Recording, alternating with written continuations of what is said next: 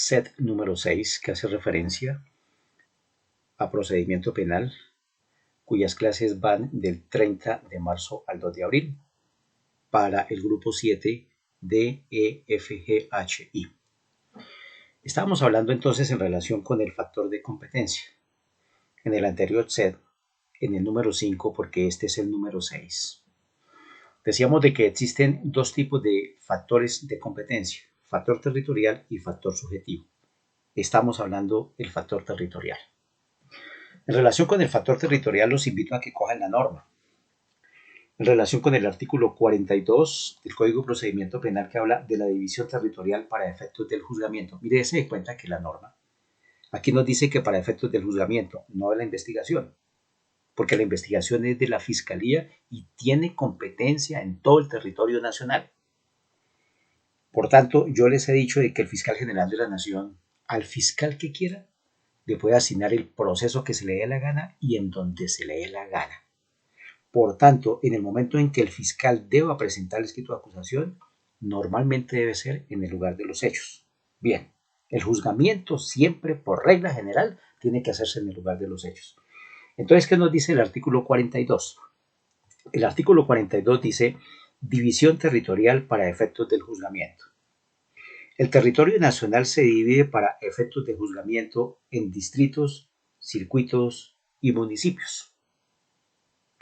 A renglón seguido dice lo siguiente: la Corte Suprema de Justicia tiene competencia en todo el territorio nacional. ¿Por qué tiene competencia en todo el territorio nacional?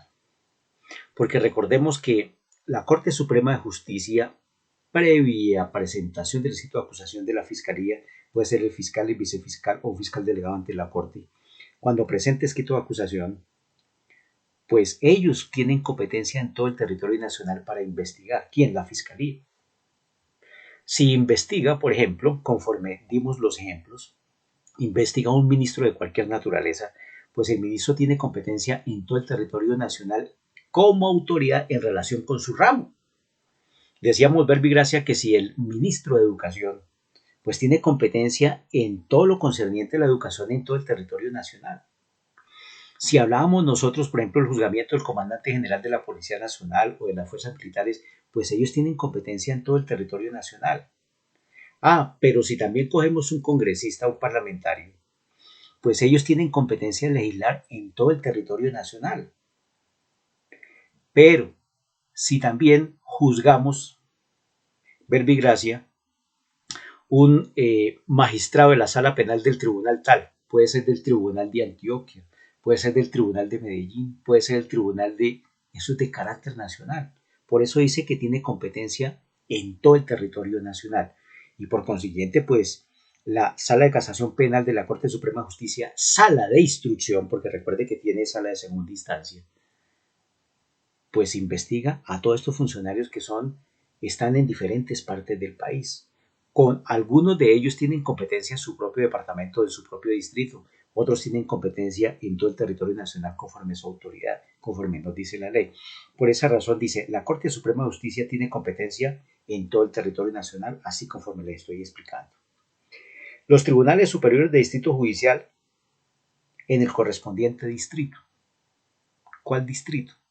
Recordemos que los tribunales son de carácter departamental. Funcionan en todas las capitales de departamento. Por ejemplo, entonces su distrito será su departamento.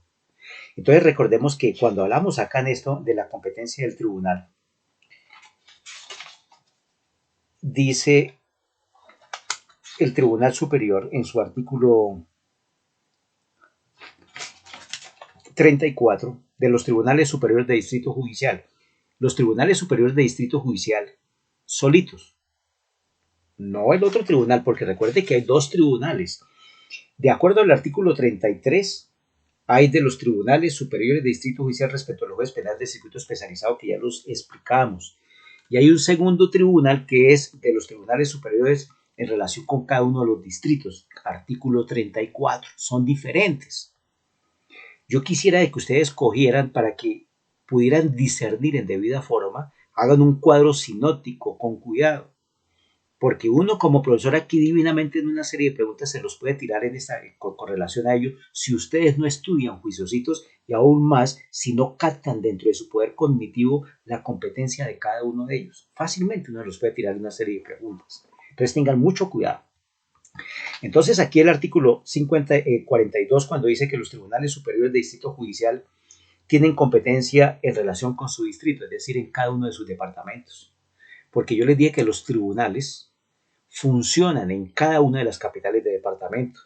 Entonces, si hay 32 departamentos, habrían 32 tribunales de distrito judicial y tienen competencia en su departamento en relación precisamente para la fiscalía en relación con la investigación y para los tribunales en relación con el juicio. Entonces es por departamentos. En el siguiente dice, los jueces de circuito especializados en su respectivo distrito. Esos también son de carácter departamental. Por tanto, funcionan en cada una de las capitales de departamento. Hecho punible común y corriente de los establecidos precisamente acá en el artículo 35, si un individuo se ve involucrado en un hecho punible, de esos 32 que están relacionados ahí en el artículo 35 y que ocurran en el departamento, pues será esa fiscalía especializada quien lo investigará y por consiguiente el juez especializado será quien los juzga. Entonces, de acuerdo a ese artículo 42, dice ahí los jueces de circuito especializados en su respectivo distrito. ¿Y cuál es el distrito? Su departamento donde funcionan. Los jueces de circuito en el respectivo distrito, perdón, los jueces de circuito en el respectivo circuito. Ustedes se acuerdan que yo les dije que estos funcionarios funcionan precisamente en las cabeceras de circuito que desde el punto de vista geográfico se le llama como provincias. Por tanto, esos jueces de circuito, esos fiscales de circuito funcionarán, fiscalía investigará en ese respectivo circuito. Y el juez de circuito adelantará el juicio en ese respectivo circuito. Yo les dije que, por ejemplo, para Cundinamarca tenemos 13 provincias desde el punto de vista geográfico y desde el punto de vista jurídico se le llama circuito y que esos circuitos o provincias están integrados por varios municipios, municipios de primera, segunda y tercera, y que en las cabeceras de circuito o municipios de primera es donde funcionan ellos. Entonces, estamos hablando desde el punto de vista territorial. Dice, salvo lo dispuesto en normas especiales. Puede que surja alguna norma especial en relación con ellos, trasladarlos, sacarlos o que investiguen en otro circuito. Pero eso ya en este momento no lo hemos tocado ni lo vamos a tocar por ahora para no confundirnos. Dice, los jueces municipales en el respectivo municipio. Yo les dije que la Fiscalía Delegada ante los jueces penales municipales investiga especialmente delitos querellables de acuerdo al artículo 74. Delitos que ocurran en el municipio donde están. Yo les dije que si hay en el territorio nacional 1.300 municipios, pues por consiguiente cada municipio tendrá su fiscalía delegada ante los jueces penales municipales, por consiguiente su respectivo juez penal municipal o juez promiscuo municipal que se ocupará. El uno se ocupará de pronto de hacer el papel de garantías y el otro hacer el papel de conocimiento. Entonces funcionarán en su respectivo municipio. El artículo, no vamos a tocar para nada los jueces de ejecución de penas y medidas de seguridad, porque en verdad dentro del sistema penal acusatorio prácticamente no tienen nada que ver. Porque ellos simplemente están llamados ¿para qué? Para administrar o hacer cumplir las sentencias proferidas por los jueces de conocimiento. Por tanto, por ahora los vamos a dejar ahí aparte y no lo vamos a tocar para no confundirnos. El artículo 43 dice lo siguiente. Competencia. Es competente para conocer del juzgamiento el juez donde ocurrió el delito. Esto yo lo he venido diciendo hace rato, señores. Que por regla general, el juzgamiento siempre se debe adelantar en el lugar donde ocurrió el hecho punible. Por tanto, la competencia, ¿quién la da? El juez de conocimiento y no la fiscalía. Es el juez de conocimiento. Entonces, señores, usted como fiscal, vuelvo y repito con otro ejemplo. Usted como fiscal, por una delegación administrativa dada por el señor fiscal general de la Nación, usted está radicado aquí en Bogotá. Y el homicidio ocurrió en Tunja.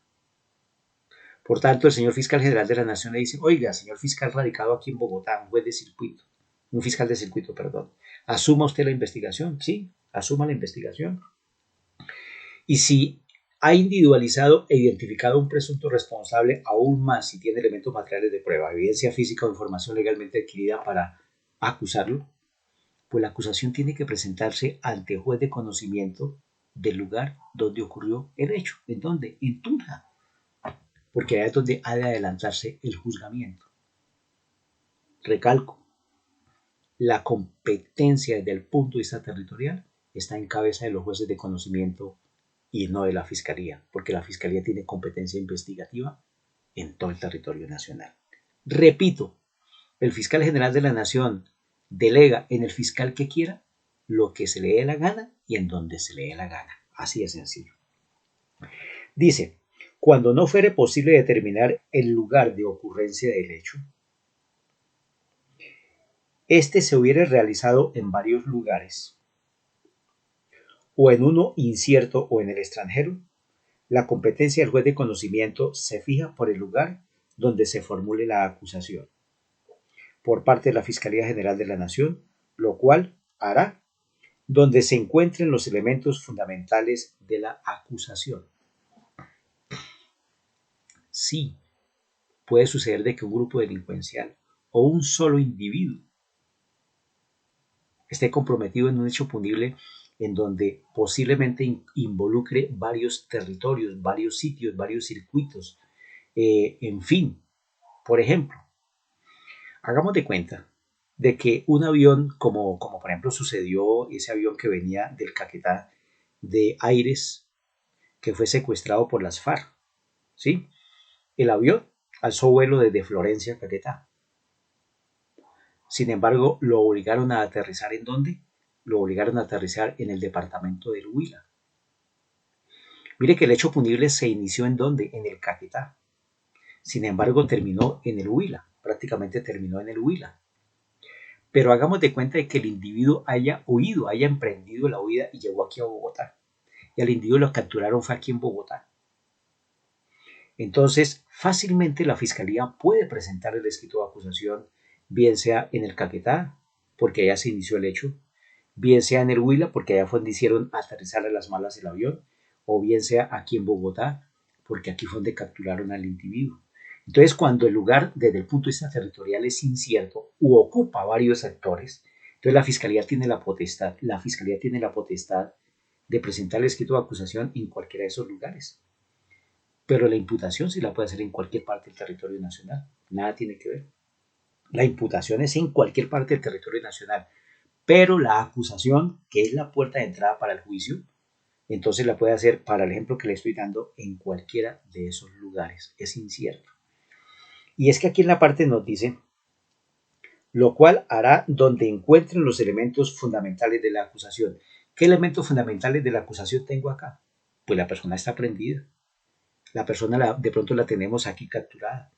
Los testigos los tenemos aquí capturados, no importa que el avión esté en el Huila, porque es que el avión también, después de que pasó este incidente, lo hacemos llegar aquí a Bogotá y aquí tenemos el avión para hacerle estudios, experticias, en fin, todo puede ocurrir al final aquí en Bogotá. Entonces, desde ese punto de vista, la Fiscalía tiene esa potestad de presentar el escrito de acusación donde vea y estime conveniente y que se hayan sido acogidos desde el punto de vista geográfico. Las partes podrán controvertir la competencia del juez únicamente en la audiencia de formulación de acusación. Señores, cuando lleguemos nosotros a verificar lo que es la audiencia de acusación, ¿sí? Porque va a tener un espacio especial. Es una audiencia tan especial que es donde se hace el descubrimiento de los elementos materiales probatorios por parte de la Fiscalía. Si es posible, hace el descubrimiento total. Pero en esta audiencia es tan importante que en ella se reconoce a las víctimas, que en ella se proponen nulidades, que en ella se proponen incompetencias como la que estamos viendo en este momento. Decir, señor juez, usted es incompetente por factor territorial, porque es que podrían decir, es que el hecho no ocurrió aquí en Bogotá, el hecho ocurrió fue en Florencia, pero es que hicieron aterrizar el avión ¿en dónde? En Neiva. Sin embargo, el fiscal está presentando acusación aquí en Bogotá. Y usted, señor juez de aquí de Bogotá, señor juez penal del circuito o señor juez de conocimiento, usted no es el competente porque ocurrieron las situaciones. Entonces, cuando se alegan esas incompetencias, ojo, es en la audiencia de acusación, en ninguna otra. Ahí es donde tiene que solucionarse toda esa situación. Tiene que solucionarse la incompetencia desde el punto de vista territorial como la que estamos hablando. Tiene que alegarse la competencia subjetiva, que esa la vamos a ver en la próxima charla porque también es un poquito medio delicada. Y por tanto no me lo voy a meter allá porque la subjetiva tiene que ver con el tipo de delito y con el tipo de persona que es objeto de juicio. Entonces lo vamos a dejar aparte. Pero entonces, como estamos hablando del factor territorial, entonces divinamente usted, señor abogado, señor defensor, en esa audiencia usted puede alegar la incompetencia por parte del juez de conocimiento, en el sentido de decir, usted no es el competente para conocer el juicio, es el de Florencia o es el de Neiva o si es efectivamente el de aquí de Bogotá. Y obviamente que ahí es donde se resolverá esa situación en el sentido quién es el competente. Si es el de Neiva, si es el de Florencia o efectivamente es el de aquí de Bogotá. Ojo, como aquí compromete varios circuitos, compromete el circuito de Bogotá, compromete el circuito de Neiva y compromete el circuito del Caquetá, quien ha de resolver en el fondo en relación con la competencia será la Corte Suprema de Justicia. Es la Corte Suprema de Justicia, porque compromete varios circuitos, compromete el circuito de Bogotá, Cundinamarca, compromete el circuito de Neiva y compromete el circuito de Florencia. Por tanto, esa situación, quien lo resolverá en el fondo será quien, la Corte Suprema de Justicia. Pero si la discusión fuera de dos circuitos del mismo departamento, hagamos de cuenta de que se está discutiendo de que la competencia es entre el circuito de Bogotá y el circuito de Cundinamarca. ¿Sí? Entonces aquí en esto también tenemos dos tribunales comprometidos, el Tribunal de Cundinamarca y el Tribunal de Bogotá. Por tanto, eso también lo habrá de resolver ¿quién? Nada más ni nada menos que la Corte Suprema de Justicia, porque están comprometidos dos circuitos diferentes. O hagamos de cuenta de que es el circuito de Cundinamarca y el circuito del Tolima, quienes están discutiendo. Eso también lo va a conocer la Corte Suprema de Justicia. Pero, por ejemplo, están en discusión dos circuitos de diferente circuito o de diferente provincia. Hagamos de cuenta que aquí en Cundinamarca, que está en discusión la competencia territorial entre el circuito del Gualibá y el circuito de Tequendama. Ambos circuitos son de Cundinamarca. ¿Quién resuelve esa cuestión? El Tribunal de Cundinamarca. Él es el que resuelve esa cuestión. Nadie más. Hagamos de cuenta que en el departamento del Tolima está en discusión Espinal y Melgar, que son dos circuitos diferentes. ¿Quién resuelve ese? El Tribunal de ¿dónde? De el Tolima. Él es el que resuelve. Entonces, pues sobre esa base tiene que resolverlo esa situación. Dice así, para escoger el juez de control de garantías, en estos casos se atenderá lo señalado anteriormente. Entonces yo estaba hablando aquí. Bueno, entonces que se podrá controvertir únicamente en la audiencia de formulación de acusación. Arreglón seguido dice, para escoger el juez de control de garantías, en estos casos se atenderá lo señalado anteriormente. Su escogencia no determinará el juez de conocimiento. ¿Qué está diciendo aquí de esto? La audiencia de control de garantía se puede hacer en cualquier parte del territorio nacional, en cualquier parte. Es que, por ejemplo, si el proceso lo estamos adelantando aquí en Bogotá y aquí en Bogotá solicitamos la captura ante juez de garantías y lo capturaron en Pasto se puede legalizar la captura. Aquí lo importante es el momento en que presentemos el escrito de acusación que tiene que ser aquí en Bogotá, porque aquí en Bogotá fue donde se ocurrió el hecho. Eso es lo básico y lo fundamental. Señores, esto es en términos generales lo relacionado con la competencia desde el punto de vista del factor territorial.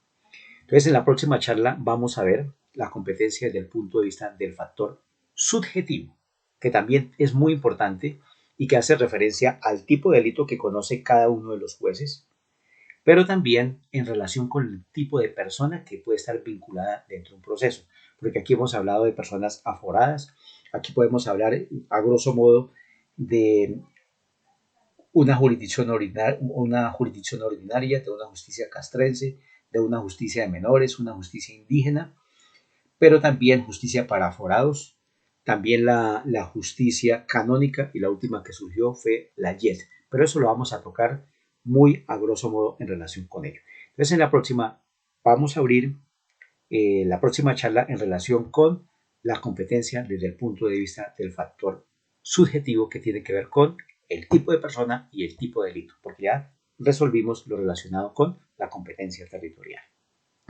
Señores, creo que en Semana Santa, pues, como es bien sabido por todos, es una semana de receso, es una semana de oración, es una semana de entregarnos, sobre todo para las damas, les digo, entregárseles al Señor, nosotros también, bueno, y ojalá que mi Diosito nos permita de que esta situación, esta contingencia sanitaria no continúe y más bien que se dé la oportunidad de seguir charlando allá personalmente en nuestro salón para así de esa manera entonces resolver todas las inquietudes que ustedes tengan.